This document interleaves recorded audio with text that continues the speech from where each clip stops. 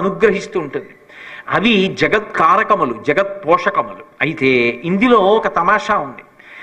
ఎప్పుడు ఎర్ర రంగుతోటే ఆ మూడవ కన్ను ఎందుకు ఉండాలి అంటే, దాని మీద అబ్బో శంకరాచార్యులు వారి సౌందర్యలహరిలో చాలా ఎన్ని ఊహలు చేసేశారో ఆయన. అసలు ఆయన అన్నారు, అమ్మవారివి ఆకర్ణాంత విశాల నేత్రములు, ఈ కన్ను ఇక్కడ వరకు వస్తుంది, ఈ కన్ను ఇక్కడ వరకు పెడుతుంది.